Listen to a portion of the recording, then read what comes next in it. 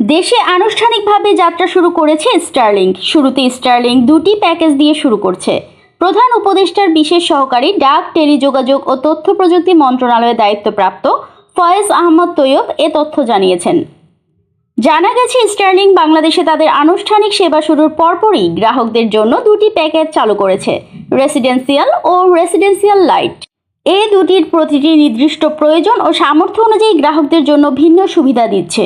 এর মধ্যে রেসিডেন্সিয়াল প্যাকেজটির মাসিক খরচ নির্ধারণ করা হয়েছে ৬,০০০ টাকা। এটি মূলত উচ্চগতির ইন্টারনেট ব্যবহারকারী, গৃহস্থালী এবং ছোট অফিসের জন্য উপযোগী। অন্যদিকে অপেক্ষাকৃত কম খরচে ইন্টারনেট সেবা পেতে আগ্রহী গ্রাহকদের জন্য রয়েছে রেসিডেন্সিয়াল লাইট প্যাকেজ, যার মাসিক খরচ ৪২০০ টাকা। তবে যে কোনো প্যাকেজ গ্রহণের জন্য গ্রাহককে শুরুতে এককালীন ৪৭,০০০ টাকা ব্যয় করে স্টারলিংকের সেটআপ কিট, যন্ত্রপাতি ও আনুষঙ্গিক সরঞ্জাম কিনতে হবে।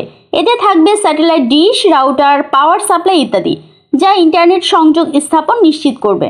এই সেবার সবচেয়ে আকর্ষণীয় দিক হলো এতে কোনো ডেটা সীমা বা গতিসীমা নেই। গ্রাহকরা নিরবচ্ছিন্নভাবে সর্বোচ্চ ৩০০ Mbps পর্যন্ত গতিতে আনলিমিটেড ইন্টারনেট ব্যবহার করতে পারবে।